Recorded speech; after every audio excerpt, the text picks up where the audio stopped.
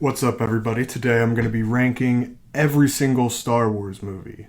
So, I've seen a lot of people do this before, and I figured what better way to start my channel off than to throw myself to the wolves and rank every single movie. I'll be ranking every movie that got a theatrical release, and then I'll give some rapid fire thoughts and statements on them. Don't expect a full review where I go super in depth, but I'll probably get to that eventually. But for now, here's my ranking of all of the Star Wars movies. Coming in at number 12, we've got the Clone Wars movie. The Clone Wars movie is a fun, childish movie, and it does add a little bit to the Star Wars lore, but overall, it just doesn't have that much scale and excitement to it.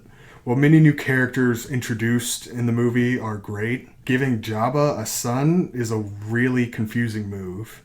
He's nowhere to be found in the original trilogy or anywhere else. He has no impact on canon at large outside of this movie, and we never really get a good explanation of what happened to him after this. You see him once in a Clone Wars episode, but other than that, he's pretty non-consequential. Ahsoka, however, is a great addition, and like many of you know, even though she suffered a bit of a rocky reception at first, she's since become a fan favorite, including one of my personal favorite characters. So, this being her first appearance does give this movie a few brownie points, but it's still going to take last place in the rankings.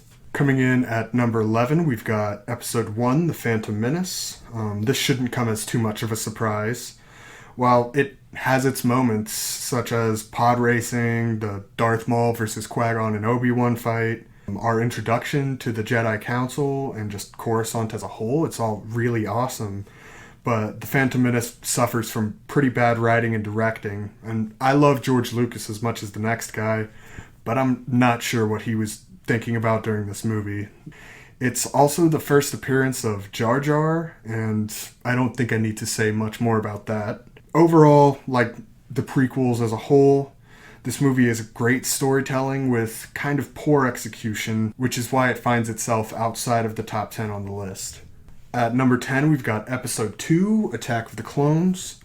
So, Episode 2 suffers from a lot of the same problems Episode 1 does, but it's still a huge improvement.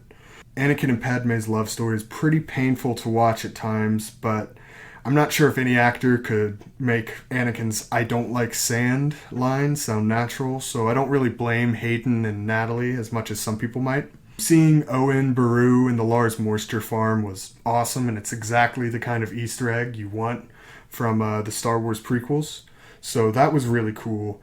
And I also thought Anakin's failure to save his mother really puts a solid background to his eventual turn to the dark side. The fights in this movie are spectacular. Obi-Wan against Jango Fett, Yoda, Obi-Wan, and Anakin against Count Dooku, and the Battle of Geonosis is just insane. I feel like I don't even need to say much more about that.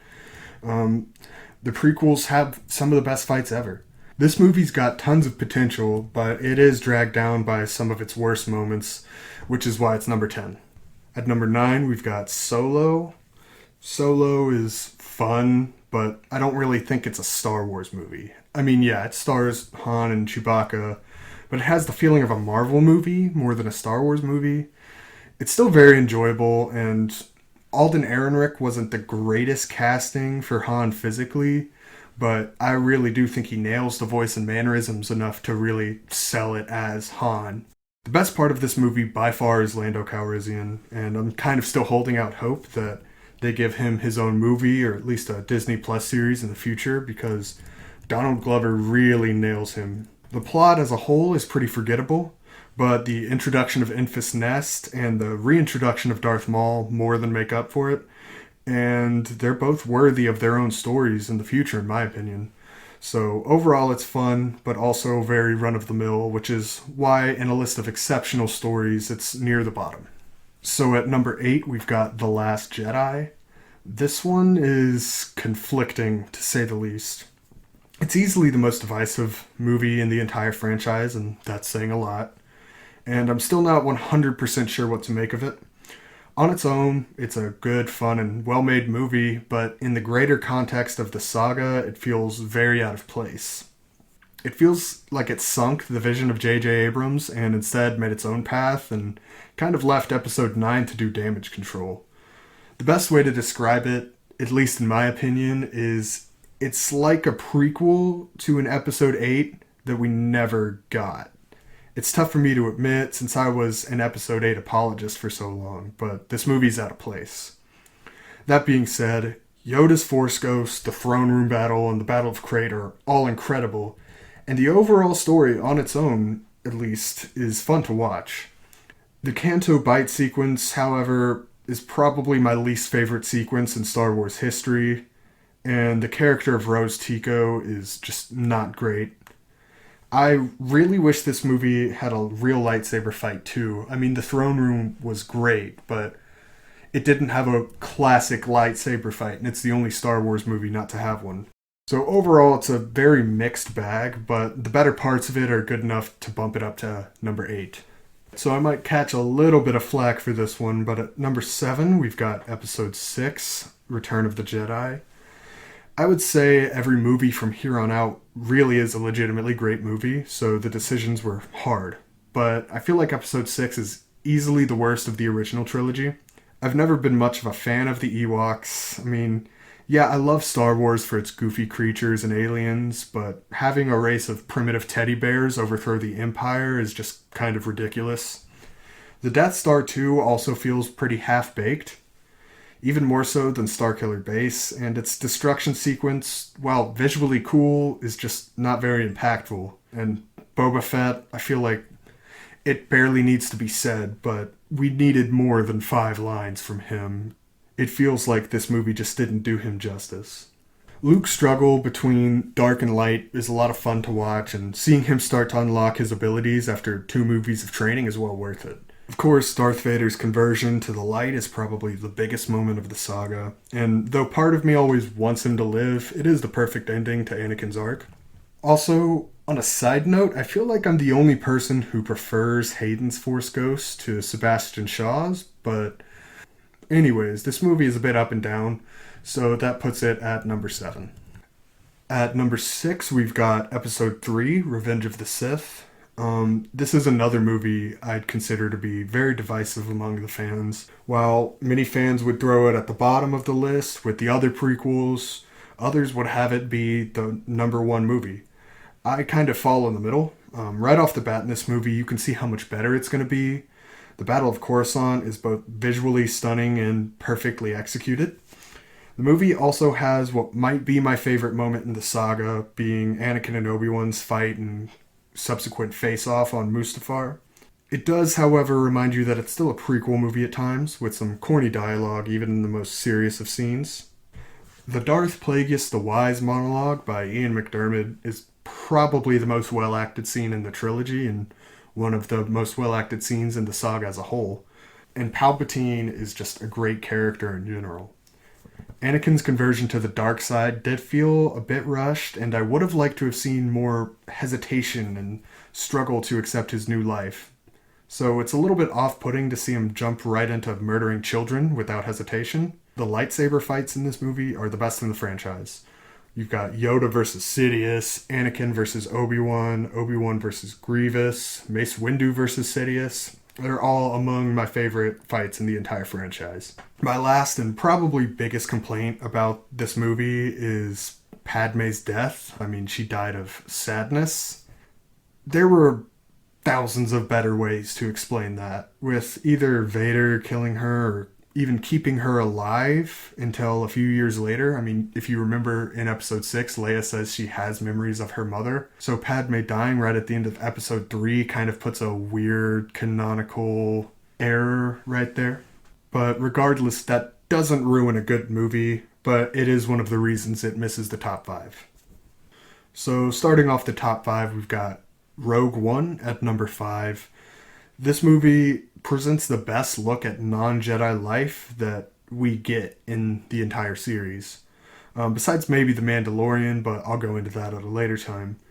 It didn't start off great though, and in fact, when I first went to go see it in theaters, I kind of found myself bored for the first 30 minutes. Saw Gerrera is an interesting character. I like how close his mindset and personality are to his Clone Wars counterpart, but he just looks so different.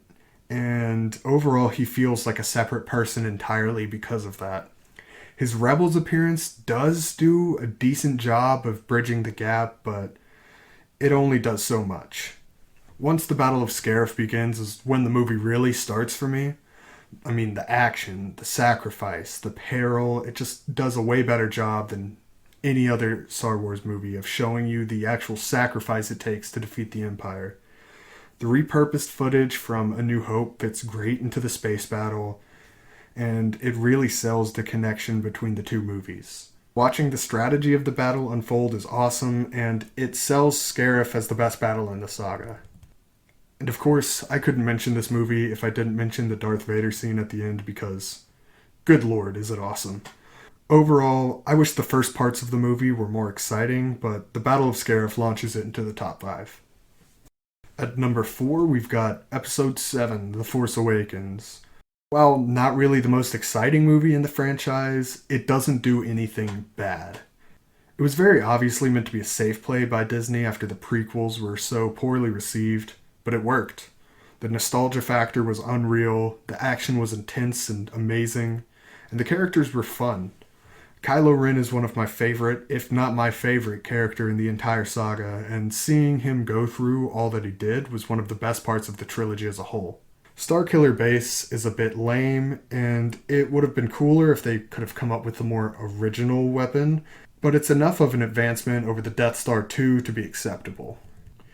Another of my favorite Star Wars moments came in this movie when General Hux was giving the speech at Starkiller Base, as it's just such a cool villain moment, and the cinematography of that scene is just absolutely off the charts. It's very beautiful to watch. The Rey and Finn fight against Kylo is so raw and emotional, and it's definitely one of my top 5 lightsaber fights.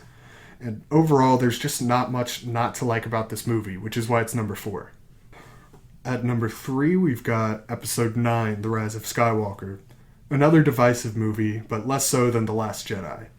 Episode 9 is a solid end to the saga, in my opinion.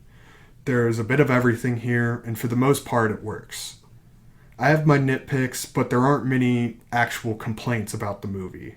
To me, it seems like Palpatine was never meant to be the main villain, but Kylo was always meant to return to the light, so Rian Johnson's killing of Snoke kind of really derailed JJ's plans, and that's why he switched it to Palpatine. But just because I think Palpatine wasn't supposed to show up doesn't mean I didn't like him. He was great, and I loved his look, and McDermott did a great job of portraying him again. Episode 9 did have too much going on though, which was probably its only flaw. There wasn't enough time to really show off the Knights of Ren or to thoroughly demonstrate Finn's force sensitivity, which was another thing JJ did a great job of and Rian kind of disregarded. Kylo and Rey's Death Star ruins lightsaber fight is the perfect mixture of the realism of the original trilogy and the acrobatics and showmanship of the prequels, making it one of my favorite lightsaber fights yet. I would have liked to have seen more prequel representation in this movie, but I'll definitely take the voices we got at the end over nothing at all. Seeing Ben Solo come back to the light was an awesome sight too, and even though I selfishly wanted him to live, it wouldn't have made much sense. Overall, it's a spectacular movie that leaves a few questions to be answered, but it's satisfying nonetheless. Number 2, we've got Episode 4, A New Hope. So this is the one that started it all off. It's so perfect that it's the baseline for all the other movies in the saga to follow. And although very few match it, only one surpasses it. The design and characters are iconic and set the tone for the very unique style that is Star Wars. And yes, there's some corny acting and janky visual effects and some weird canonical issues, but those can all be blamed on the fact that it was released in 1977. It was a trailblazing movie through and through with legendary scenes like the Death Star trench run and Obi-Wan and Vader's duel and the cantina scene. This movie will just forever define cinema, and it's very hard to beat. However, that brings us to number 1, Episode 5, The Empire Strikes Back. So, Episode 5 took on the impossible task of living up to the hype of A New Hope, and not only did it live up to the hype, it exceeded it. It really is the pinnacle of movie sequels and doesn't have a low point. Luke and Vader's battle was amazingly well done and filled with tension. Yoda's introduction was absolutely perfect for a character that has gone on to become one of the most iconic in all of cinema. and the same goes for Lando. Somehow, this movie has even more iconic lines than the first movie, with Vader's "I am your father" reveal, and of course Han and Leia's "I love you, I know." And this is not only the best Star Wars movie ever, but perhaps even the best movie ever. And it's going to be very hard for any future Star Wars films to beat. So that's my ranking of every Star Wars movie. If you disagree, which I'm sure many people will, let me know what you change in the comments. Thanks for watching, and make sure to like this video and subscribe for more videos like it. Have a good day.